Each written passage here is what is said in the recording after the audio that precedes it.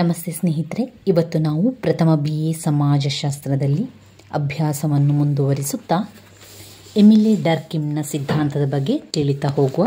ಎಮಿಲೆ Durkheim ಇವರು ಸಮಾಜಶಾಸ್ತ್ರಜ್ಞರು. ಫ್ರಾನ್ಸಿನ ಸಮಾಜಶಾಸ್ತ್ರಜ್ಞರಾದ ಎಮಿಲೆ Durkheim ಅವರು ಆಧುನಿಕ ಸಮಾಜಶಾಸ್ತ್ರದ ಮೂಲ ಪಿತಾಮಹರು ಎಂಬುದಾಗಿ ಕರೆಯುವುದುಂಟು.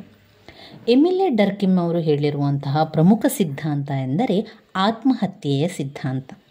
ಅವರು ಪ್ರಮುಖವಾಗಿ 4 ಕೊಡುಗೆಗಳನ್ನು ಕೊಡ್ತಾರೆ.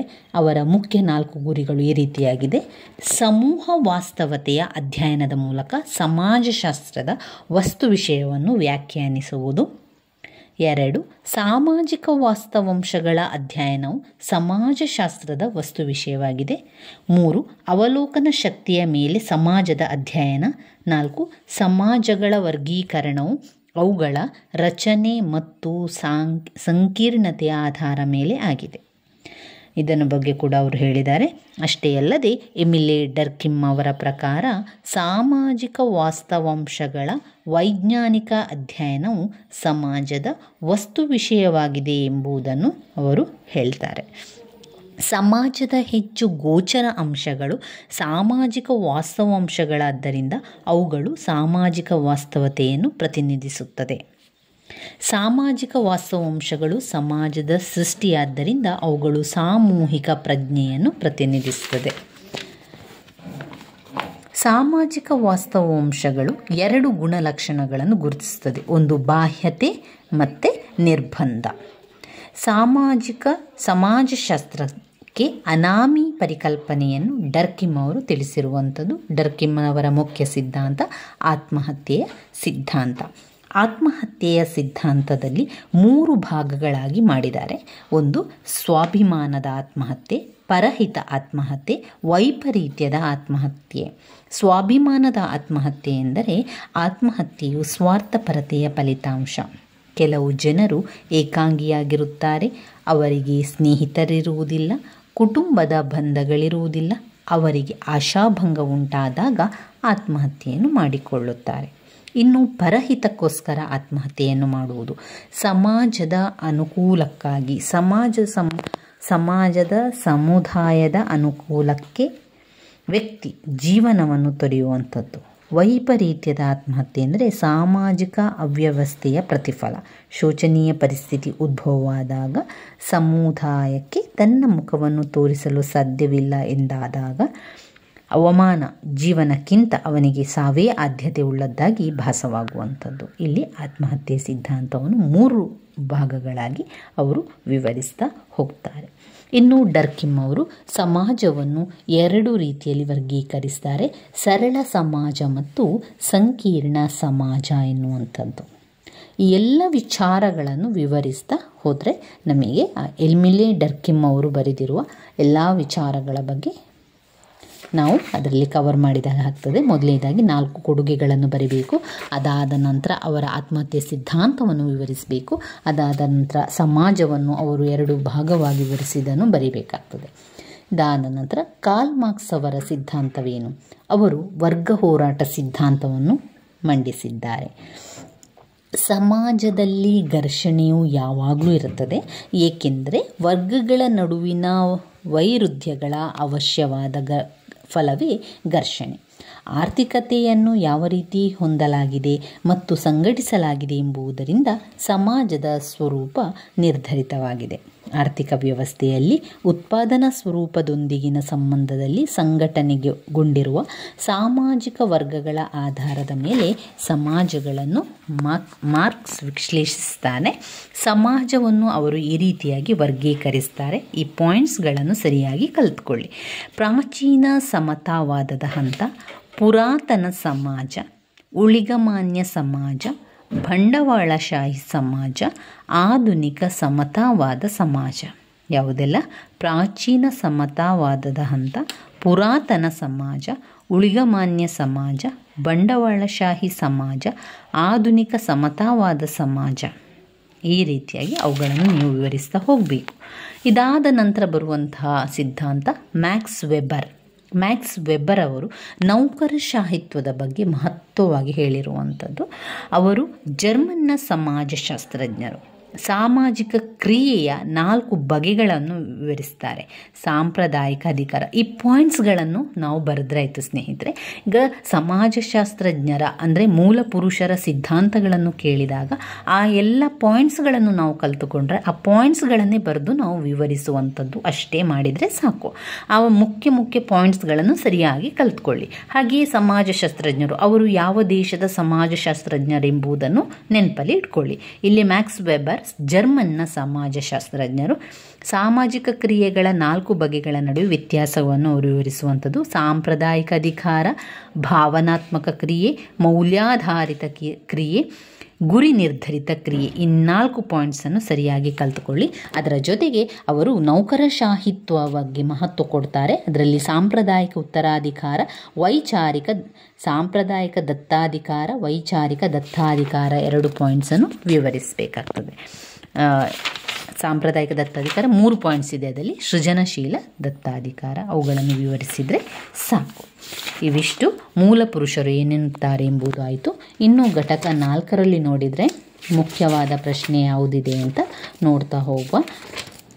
ಇದರಲ್ಲಿ ಬರುವಂಥ ಮುಖ್ಯವಾದ ಪ್ರಶ್ನೆ ಯಾವುದೂ ಇಲ್ಲ. ಇನ್ನು ಘಟಕ 5ಕ್ಕೆ ಬಂದಾಗ ಇದರಲ್ಲಿ ಒಂದು ಮುಖ್ಯವಾದ ಪ್ರಶ್ನೆ, ಸಮಾಜಶಾಸ್ತ್ರ ಮತ್ತು ರಾಜ್ಯಶಾಸ್ತ್ರದ ನಡುವಿನ ಸಂಬಂಧವನ್ನು ವಿವರಿಸಿ, ರಾಜ್ಯಶಾಸ್ತ್ರ ಮತ್ತು ಸಮಾಜಶಾಸ್ತ್ರದ ವ್ಯತ್ಯಾಸವನ್ನು ತಿಳಿಸಿ ಅಂತ ಹಳೆಯ ಪ್ರಶ್ನೆ ಪತ್ರಿಕೆಗಳಲ್ಲಿ ಕೇಳಿದ್ದಾರೆ. ಇದರ ಬಗ್ಗೆ ತಿಳ್ಕೊಳ್ಳೋಣ.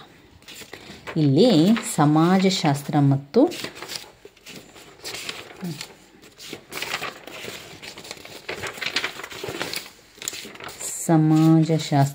ರಾಜ್ಯಶಾಸ್ತ್ರ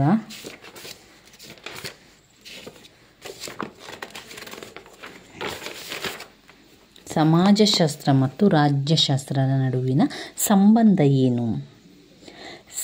ಸಾಮಾಜಿಕ ವಿಜ್ಞಾನಗಳ ಕ್ಷೇತ್ರದಲ್ಲಿ ಸಮಾಜಶಾಸ್ತ್ರದೊಂದಿಗೆ ನಿಕಟ ಸಂಬಂಧ ಹೊಂದಿರುವ ಮತ್ತೊಂದು ಸಾಮಾಜಿಕ ವಿಜ್ಞಾನವೆಂದರೆ ರಾಜ್ಯಶಾಸ್ತ್ರ. ಸಮಾಜಶಾಸ್ತ್ರ ಮತ್ತು ರಾಜ್ಯಶಾಸ್ತ್ರದೊಂದಿಗೆ ಎರಡಕ್ಕೂ ಕೂಡ ನಿಕಟ ಸಂಬಂಧ ಇದೆ. ಸಮಾಜಶಾಸ್ತ್ರವು ಸಮಾಜಕ್ಕೆ ಸಂಬಂಧಪಟ್ಟ ಶಾಸ್ತ್ರವನ್ನು ತಿಳಿಸಿದರೆ, ರಾಜ್ಯಶಾಸ್ತ್ರವು ರಾಜ್ಯಕ್ಕೆ ಸಂಬಂಧಪಟ್ಟ ಶಾಸ್ತ್ರಗಳ ಬಗ್ಗೆ ತಿಳಿಸುವಂಥದ್ದು. ಅವೆರಡೂ ಕೂಡ ನಿಕಟ ಸಂಬಂಧವನ್ನು ಹೊಂದಿರುತ್ತಾರೆ.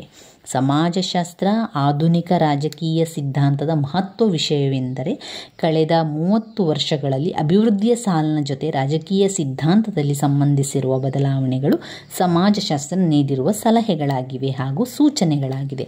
ಅಂದರೆ ರಾಜ್ಯಶಾಸ್ತ್ರದಲ್ಲಿ ಉಂಟಾಗುವ ಬದಲಾವಣೆಗಳ ಬಗ್ಗೆ ಅಥವಾ ಅಲ್ಲಿ ಆಗುವಂಥ ವಿಚಾರಗಳ ಬಗ್ಗೆ ಸಮಾಜಶಾಸ್ತ್ರವು ತಿಳಿಸ್ತದೆ.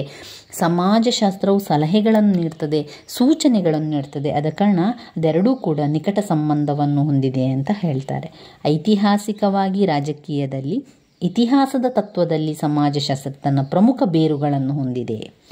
ನ್ಯೂಟನ್ ಅವರ ಚಲನೆಯ ನಿಯಮಗಳನ್ನು ಯಾರು ಕಲಿತಿಲ್ಲವೋ ಅಂಥವರಿಗೆ ಖಗೋಳಶಾಸ್ತ್ರ ಅಥವಾ ಜ್ವರಮಾಪನ ಪರಿವರ್ತಕದ ಬಗೆಗೆ ಬೋಧಿಸದಂತೆ ಸಮಾಜಶಾಸ್ತ್ರದ ಪ್ರಾಥಮಿಕ ತತ್ವಗಳನ್ನು ಯಾರು ಕಲಿತಿಲ್ಲವೋ ಅಂತಹ ವ್ಯಕ್ತಿಗಳಿಗೆ ರಾಜ್ಯದ ಸಿದ್ಧಾಂತವನ್ನು ಬೋಧಿಸಿದಂತಾಗುತ್ತದೆ. ರಾಜ್ಯಶಾಸ್ತ್ರ ಮತ್ತು ಸಮಾಜಶಾಸ್ತ್ರಗಳೆರಡೂ ಒಂದೇ ಆಕೃತಿಯ 2 ಮುಖಗಳು, ಅಂದರೆ ಒಂದೇ ನಾಣ್ಯದ 2 ಮುಖ ಇದ್ದಂತೆ ಎನ್ನುವಂಥದ್ದು. ನಿರ್ದಿಷ್ಟ ಬರಹಗಾರರೊಬ್ಬರನ್ನು ಸಮಾಜಶಾಸ್ತ್ರಜ್ಞ, ರಾಜಕೀಯ ಸಿದ್ಧಾಂತಿ ಅಥವಾ ತತ್ವಜ್ಞಾನಿ ಎಂದು ಪರಿಗಣಿಸಬೇಕೆಂಬುದನ್ನು ನಿರ್ಧರಿಸಲು ಕೆಲವೊಮ್ಮೆ ಕಷ್ಟವಾಗುತ್ತದೆ. ಈ ರೀತಿಯಾಗಿ ಸಮಾಜಶಾಸ್ತ್ರ ಮತ್ತು ರಾಜ್ಯಶಾಸ್ತ್ರವನ್ನು ಬೇರೆ ಬೇರೆ ರೀತಿಯಲ್ಲಿ ವರ್ಗೀಕರಣವನ್ನು ಮಾಡಲಿಕ್ಕೆ ಸಾಧ್ಯ ಆಗ್ತದೆ. ಇನ್ನು ಮಾನವ ಸಮಾಜದ ಸಂಘಟನೆ ಮತ್ತು ಸರಕಾರದ ತತ್ವಗಳೊಂದಿಗೆ ವ್ಯವಹರಿಸುತ್ತದೆ. ರಾಜ್ಯದ ಪರಮಾಧಿಕಾರದ ಅಡಿಯಲ್ಲಿ ಸಂಘಟನೆಗೊಂಡಿರುವ ಸಾಮಾಜಿಕ ಸಮೂಹಗಳ ಜೊತೆಗೆ ರಾಜ್ಯಶಾಸ್ತ್ರವು ವ್ಯವಹರಿಸುತ್ತದೆ. ಸಮಾಜಶಾಸ್ತ್ರೀಯ ಹಿನ್ನೆಲೆ ಇಲ್ಲದ ರಾಜ್ಯಶಾಸ್ತ್ರದ ಅಧ್ಯಯನ ಅಪೂರ್ಣವಾಗ್ತದೆ. ಅಂದರೆ ಇಲ್ಲಿ ರಾಜ್ಯಶಾಸ್ತ್ರದ ಅಧ್ಯಯನ ಅವಶ್ಯಕ, ಸಮಾಜಶಾಸ್ತ್ರದ ಅಧ್ಯಯನ ಅವಶ್ಯಕ. ಸಮಾಜಶಾಸ್ತ್ರ ಮತ್ತು ರಾಜ್ಯಶಾಸ್ತ್ರವು ಎರಡೂ ಕೂಡ ನಿಕಟ ಸಂಬಂಧವನ್ನು ಹೊಂದಿದೆ. ರಾಜ್ಯಶಾಸ್ತ್ರ ಇಲ್ಲದಿದ್ದರೆ ಸಮಾಜಶಾಸ್ತ್ರ ಇಲ್ಲ, ಸಮಾಜಶಾಸ್ತ್ರ ಇಲ್ಲದಿದ್ದರೆ ರಾಜ್ಯಶಾಸ್ತ್ರ ಇಲ್ಲ. ಸಮಾಜಶಾಸ್ತ್ರದ ಬಗ್ಗೆ ತಿಳ್ಕೊಳ್ಬೇಕಾದ್ರೆ ರಾಜ್ಯಶಾಸ್ತ್ರದ ಬಗ್ಗೆ ಅಧ್ಯಯನ ಮಾಡಬೇಕು. ಸಮಾಜಶಾಸ್ತ್ರದ ಹಿನ್ನೆಲೆ ಇಲ್ಲದೇ ಇದ್ದರೆ ನಾವು ರಾಜ್ಯಶಾಸ್ತ್ರವನ್ನು ಕಲಿತುಕೊಂಡು ಅದು ಪೂರ್ಣ ಆಗುವುದಿಲ್ಲ ಅಂತ ಹೇಳುವಂಥದ್ದನ್ನೆಲ್ಲ ಇಲ್ಲಿ ವಿವರಿಸ್ತಾ ಹೋಗ್ತಾರೆ. ಅದರ ಪದ್ಧತಿಗಳ, ನಡವಳಿಕೆಗಳ, ಸಂಸ್ಥೆಗಳ, ಮೌಲ್ಯಗಳ ಅಧ್ಯಯನದ ಸಮಸ್ಯೆಗಳು ಸಮಾಜಶಾಸ್ತ್ರ ಮತ್ತು ರಾಜ್ಯಶಾಸ್ತ್ರಕ್ಕೆ ಸಾಮಾನ್ಯವಾಗಿರುವಂಥದ್ದು. ಅಂದರೆ ಒಂದೇ ನಾಣ್ಯದ ಎರಡು ಮುಖ ಇದ್ದಂತೆ, ಸಮಾಜಶಾಸ್ತ್ರ ಮತ್ತು ರಾಜ್ಯಶಾಸ್ತ್ರವು ಎರಡು ನಾಣ್ಯದ ಒಂದೇ ಮುಖ ಇದ್ದಂತೆ ಎನ್ನುವಂಥದ್ದನ್ನು ವಿವರಿಸ್ತಾ ಹೋಗಬೇಕು. ಇನ್ನು ಬ್ಲಾಕ್ 2ಕ್ಕೆ ಬರುವ. ಬ್ಲಾಕ್ 1ರಲ್ಲಿ ಅಷ್ಟನ್ನು ನೀವು ಓದಲೇಬೇಕು ಸ್ನೇಹಿತರೆ. ಅದರ ವ್ಯಾಪ್ತಿ, ವಸ್ತು ವಿಷಯ, ಪ್ರಾಮುಖ್ಯತೆ, ಸಮಾಜಶಾಸ್ತ್ರದ ಮೂಲಪುರುಷರ ಬಗ್ಗೆ, ಸಮಾಜಶಾಸ್ತ್ರ ಮತ್ತು ರಾಜ್ಯಶಾಸ್ತ್ರ ನಡುವಿನ ವ್ಯತ್ಯಾಸದ ಬಗ್ಗೆ, ಇವಿಷ್ಟನ್ನು ಅದರಲ್ಲಿ ಕಲಿತುಕೊಂಡ್ರೆ ಸಾಕು. ಇನ್ನು ಬ್ಲಾಕ್ 2ರಲ್ಲಿ ಬಂದಾಗ ಯಾವುದು ತುಂಬಾ ಮುಖ್ಯವಾಗಿರುವಂಥದ್ದು ಎನ್ನುವಂಥದ್ದು ನೋಡ್ಕೊಂಡು ಹೋಗುವ. ಇನ್ನೊಂದು ತುಂಬಾ ಮುಖ್ಯವಾಗಿರುವಂತಹ ಒಂದು ಪ್ರಶ್ನೆ ಸಮುದಾಯದ ಗುಣಲಕ್ಷಣಗಳನ್ನು ವಿವರಿಸಿ ಅಂತ ಹಲವು ಪ್ರಶ್ನೆ ಪತ್ರಿಕೆಗಳಲ್ಲಿ ಕೇಳಿದ್ದಾರೆ. ಈ ಮೊದಲಿಗೆ ನಾವು ಸಮುದಾಯ ಅಂದರೆ ಏನು ಎನ್ನುವಂಥದ್ದನ್ನು ಕಲಿತ್ಕೊಳ್ಳೋಣ. ಸಮುದಾಯ ಅಂದರೆ ನಿರ್ದಿಷ್ಟ ಪ್ರದೇಶದಲ್ಲಿ ಕುಟುಂಬವು ಇರುವಂಥದ್ದು. ನಿರ್ದಿಷ್ಟ ಪ್ರದೇಶದಲ್ಲಿ ಕುಟುಂಬಗಳು ಕೇಂದ್ರೀಕೃತವಾಗಿರುವಂಥದ್ದು. ಸಮುದಾಯವು ಸಾಮಾನ್ಯ ಜೀವನವನ್ನು ನಡೆಸುವ ಪ್ರದೇಶ, ಗ್ರಾಮ ಅಥವಾ ಪಟ್ಟಣ ಅಂತಲೂ ಕರೀತೇವೆ. ಜಿಲ್ಲೆ ಅಥವಾ ರಾಷ್ಟ್ರ ಅಥವಾ ಅದಕ್ಕಿಂತಲೂ ವಿಶಾಲವಾದ ಭೂಪ್ರದೇಶದ ಸದಸ್ಯರುಗಳ ಇಡೀ ಜೀವನವು ಅದರಲ್ಲಿ ಒಳಗೊಂಡಿರುವಂಥದ್ದು. ಸಮುದಾಯ ಅಂತ ಹೇಳಿದ ಕೂಡಲೇ ಅನೇಕ ರೀತಿಯಲ್ಲಿ ಸಮುದಾಯವೆಂಬ ಪರಿಕಲ್ಪನೆಯನ್ನು ವ್ಯಾಖ್ಯಾನಿಸಲಾಗಿದೆ. ಎಮೋರಿ ಎಸ್ ಬೊಗಾರ್ಡಸ್ ಅವರು ವ್ಯಾಖ್ಯಾನಿಸಿರುವಂತೆ ಸಾಮಾಜಿಕ ಗುಂಪುಗಳು ಒಂದು ಗೊತ್ತುಪಡಿಸಿದ ಪ್ರದೇಶದಲ್ಲಿ ನಾವೆಲ್ಲರೂ ಒಂದೇ ಎಂಬ ಮನೋಭಾವನೆಯನ್ನು ಹೊಂದಿರುವಂಥದ್ದೇ ಸಮುದಾಯ. ಸಮುದಾಯದ ಗುಣಲಕ್ಷಣಗಳನ್ನು ನೋಡುವ. ಏನೆಲ್ಲ ಗುಣಲಕ್ಷಣಗಳಿದೆ? ಪ್ರಾದೇಶಿಕತೆ, ಸಾದೃಶ್ಯ, ನಿರ್ದಿಷ್ಟ ಹೆಸರು, ಸಮುದಾಯದ ಪ್ರಜ್ಞೆ, ಈ ರೀತಿಯಾಗಿ ಒಟ್ಟು 4 ಪಾಯಿಂಟ್ಸನ್ನು ಕಾಣ್ಬೋದು. ಸಮುದಾಯದ ಗುಣಲಕ್ಷಣಗಳಲ್ಲಿ ಮೊದಲನೇದಾಗಿ ಪ್ರಾದೇಶಿಕತೆ. ಸಮುದಾಯವೆಂಬುದು ಒಂದು ನಿಗದಿಪಡಿಸಿದ ಭೂಪ್ರದೇಶದಲ್ಲಿ ಜನರು ವಾಸ ಮಾಡುವಂಥದ್ದು. ಒಂದು ಸಮುದಾಯ ಅಂತ ಹೇಳಿದಾಗ ಕೂಡ ಒಂದು ಕುಟುಂಬ, ಅದಿರುವಂಥದ್ದಲ್ಲಿ ಒಂದು ಪ್ರದೇಶದಲ್ಲಿ, ಅದಕ್ಕೂ ಒಂದು ಪ್ರದೇಶ ಅಂತ ಇದೆ. ಆರಂಭದಲ್ಲಿ ಅಲೆಮಾರಿ ಜೀವನದಲ್ಲಿ ಅವರಿಗೆ ಪ್ರದೇಶ ಅಂತ ಇರಲಿಲ್ಲ. ಒಂದು ಕುಟುಂಬ ಸಮೇತವಾಗಿ ವಲಸೆ ಹೋಗ್ತಾ ಇದ್ರು. ಅದಾದ ನಂತರ ಒಂದು ಪ್ರದೇಶದಲ್ಲಿ ಉಳಿದುಕೊಳ್ಳುವ ವ್ಯವಸ್ಥೆಯನ್ನು ಮಾಡ್ತಾ ಒಂದು ಪ್ರದೇಶ ಕೂಡ ಅವರಿಗೆ ಆಯಿತು. ಸಾದೃಶ್ಯ, ಸಾಮಾಜಿಕ ಜೀವನದ ಮೂಲಭೂತ ಸನ್ನಿವೇಶಗಳನ್ನು ಹಂಚಿಕೊಳ್ಳುತ್ತಾ ಒಂದೆಡೆ ವಾಸ ಮಾಡುವ ಜನರ ಗುಂಪುಗಳಿಗೆ ಸಮುದಾಯ ಅಂತ ಹೇಳುವಂಥದ್ದು. ಸಮುದಾಯದ ಶಾಶ್ವತ ಗುಣಲಕ್ಷಣವೆಂದರೆ ಅದು ಸಾದೃಶ್ಯ. ಅಲ್ಲಿ ಕಾಣ್ತಾ ಇದೆ ಒಂದು ಕುಟುಂಬ, ಮನೆ, ಅವರ ಒಂದು ಜೀವನ ಕ್ರಮ ಕಾಣ್ತಾ ಇದೆ ಅಂತಂದರೆ ಅದೊಂದು ಸಾದೃಶ್ಯವಾದುದು, ಅದು ಕಾಣುವಂಥದ್ದು. ಒಂದೇ ತೆರನಾದ ಭಾಷೆಗಳನ್ನು ಪ್ರದರ್ಶಿಸುವ ಪದ್ಧತಿಗಳು, ಸಂಪ್ರದಾಯಗಳು, ಗುಂಪಿನ ಸದಸ್ಯತ್ವವನ್ನು ಹೊಂದಿದ್ದು ಸಾಮಾನ್ಯ ಜೀವನದ ಜೊತೆಗೆ ಒಬ್ಬರಿಗೊಬ್ಬರು ಹಕ್ಕುಗಳು, ಹೊಣೆಗಾರಿಕೆಯನ್ನು ವಿನಿಮಯ ಮಾಡಿಕೊಂಡು ಸಾಮಾನ್ಯ ಬಂಧುತ್ವದ ಪ್ರಜ್ಞೆಯನ್ನು ಹೊಂದಿರುವುದು ಸಮುದಾಯದ ಅಗತ್ಯ ಲಕ್ಷಣವಾಗಿರುವಂಥದ್ದು. ನಿರ್ದಿಷ್ಟ ಹೆಸರು. ಒಂದು ಸಮಾಜ ಅಂತ ಆದ ಮೇಲೂ ಅಲ್ಲಿ ಕುಟುಂಬ ಇರ್ತದೆ. ಒಂದು ಕುಟುಂಬ ಅಂತ ಹೇಳಿದ ಕೂಡ ಅಲ್ಲಿ ಜನರಿರ್ತಾರೆ. ಅಲ್ಲಿಯ ಜನರಿಗೆ ಒಂದು ಹೆಸರು ಅಂತ ಇರುವಂಥದ್ದು ಸಮುದಾಯದಲ್ಲಿ ಕಾಣುವಂತಹ ಮುಖ್ಯವಾದ ಲಕ್ಷಣಗಳು. ತನ್ನ ಗುರುತನ್ನು ಹೊಂದಲು ಪ್ರತಿಯೊಂದು ಸಮುದಾಯವು ತನ್ನದೇ ಆದ ಹೆಸರನ್ನು ಹೊಂದಿರುತ್ತದೆ. ಗುರುತು ಹಂಚಿಕೊಳ್ಳುವಿಕೆಯು ಸಮುದಾಯದ ತಿರುಳಾಗಿದೆ. ವ್ಯಕ್ತಿತ್ವದ ಗುರುತಿಸುವಿಕೆಯು ಸತ್ಯಾಂಶದ ಗುರುತಿಸುವಿಕೆ ಮತ್ತು ಗುರುತಿಸುವಿಕೆಯ ಅಂಶಗಳನ್ನು ಸಮುದಾಯದಲ್ಲಿ ಕಾಣಬಹುದು. ಸಮುದಾಯದ ಪ್ರಜ್ಞೆ ಬೇಕು. ಒಂದು ಸಮುದಾಯವನ್ನು ಸೃಷ್ಟಿಸಲು ಎಲ್ಲ ರೀತಿಯ ಅಂಶಗಳು ಬೇಕು. ಪ್ರಾದೇಶಿಕತೆ, ಸಾದೃಶ್ಯ, ನಿರ್ದಿಷ್ಟ ಹೆಸರು. ಸಾಮಾನ್ಯವಾಗಿ ಒಂದು ಪ್ರದೇಶದಲ್ಲಿ ವಾಸಿಸುವ ಗುಂಪನ್ನು ಸಮುದಾಯವೆಂದು ಕರೆಯುತ್ತಾರೆ. ಸಾಮಾನ್ಯವಾಗಿ ವಾಸ ಮಾಡುವ ಮತ್ತು ಜೀವನವನ್ನು ಹಂಚಿಕೊಳ್ಳುವ ಅರಿವು ಅಗತ್ಯ. ಸಮುದಾಯವು ಒಗ್ಗಟ್ಟಿಗೆ ಹೆಚ್ಚಿನ ಮಹತ್ವವನ್ನು ನೀಡುತ್ತದೆ. ಪ್ರಾದೇಶಿಕ ಅಂಶಗಳಿಗೆ ಒತ್ತನ್ನು ನೀಡದೆ ಸಾಮಾನ್ಯವಾಗಿ ವಾಸಿಸುವ ಪ್ರತಿಫಲವಾಗಿದೆ. ವ್ಯಕ್ತಿಗಳು ಒಟ್ಟಾಗಿ ಇರುವಿಕೆಯ ಮನೋಭಾವನೆಯನ್ನು ಬೆಳೆಸಿಕೊಳ್ತಾರೆ. ಹೀಗಾಗಿ ಒಗ್ಗಟ್ಟಿನ ಮನೋಭಾವನೆಯನ್ನು ಕಂಡುಬರುವಂಥದ್ದು ಸಮುದಾಯದಲ್ಲಿ. ಸಮುದಾಯ ಪ್ರಜ್ಞೆ ಎನ್ನುವಂಥದ್ದು. ಸಮುದಾಯ ಮನೋಭಾವನೆಯ ಪ್ರಮುಖ ಅಂಶಗಳೆಂದರೆ ನಾವೆಲ್ಲರೂ ಒಂದೇ ಎಂಬ ಮನೋಭಾವನೆ, ಪಾತ್ರ, ಮನೋಭಾವ, ಅವಲಂಬನೆಯ ಮನೋಭಾವನೆಯಾಗಿರುವಂಥದ್ದನ್ನು ಕಾಣ್ಬೋದು. ಇನ್ನು ಇದರಲ್ಲಿ ಒಂದು ಮುಖ್ಯವಾದ ಪ್ರಶ್ನೆ, ಸಮಾಜ ಹಾಗೂ ಸಮುದಾಯದ ನಡುವಿನ ವ್ಯತ್ಯಾಸ ಏನು?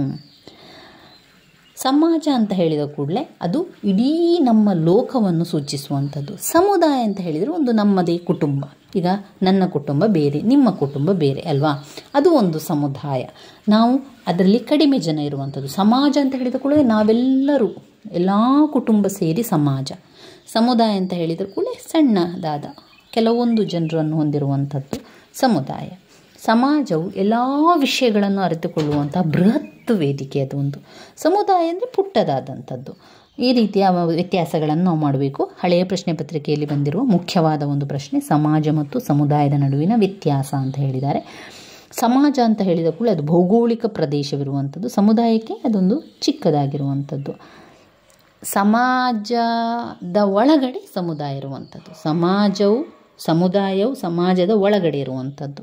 ಕೆಲವು ವಿಷಯಗಳಲ್ಲಿ ಸಮಾಜವು ಸಮುದಾಯಕ್ಕಿಂತ ತುಂಬಾ ಭಿನ್ನವಾಗಿರ್ತದೆ. ಮೊದಲನೇ ಹಂತದಲ್ಲಿ ನೋಡಿದರೆ ಸಮಾಜವು ಸಾಮಾಜಿಕ ಸಂಬಂಧಗಳ ರಚನೆಯಾಗಿದ್ದು ಪ್ರಜ್ಞಾತೀತ ಇಲ್ಲವೇ ಪ್ರಜ್ಞಾತೀತವಲ್ಲದ ಪ್ರತ್ಯಕ್ಷ ಪರೋಕ್ಷ ಅವ್ಯವಸ್ಥಿತ ಅನೇಕ ಅಂಶಗಳಿಂದ ಕೂಡಿರ್ತದೆ. ಸಮಾಜ ಅಂತ ಹೇಳಿದ ಕೂಡ ಅದು ಅಸ್ಪಷ್ಟ, ಕಾಣುವಂಥದ್ದಲ್ಲ, ದೊಡ್ಡದದು. ಆದರೆ ಸಮುದಾಯ ಸ್ಪಷ್ಟವಾಗಿದೆ. ಅದು ಒಂದು ಕುಟುಂಬ ಹೊಂದಿದೆ, ಅಲ್ಲಿ 4-5 ಜನ ಪ್ರಜೆಗಳಿದ್ದಾರೆ, ಜನರಿದ್ದಾರೆ ಎನ್ನುವಂಥದ್ದು. ಇನ್ನು ಸಮಾಜವು ಸಾರ್ವತ್ರಿಕವಾದುದು, ಅದು ಎಲ್ಲರನ್ನು ಕೂಡ ಒಳಗೊಂಡಿರುವಂಥದ್ದು. ಆದರೆ ಸಮುದಾಯವು ಭೌಗೋಳಿಕ ಪ್ರದೇಶ ಅಂತ ಇರೋದಿಲ್ಲ, ಅದು ಒಂದು ಪುಟ್ಟದಾಗಿರುವಂಥದ್ದು. ಸಮಾಜ ಅನೇಕ ಸಮುದಾಯಗಳನ್ನು ಹೊಂದಿರುತ್ತದೆ. ಸಮುದಾಯವು ಸಮಾಜದ ಒಳಗಡೆ ಇರುವಂಥದ್ದು.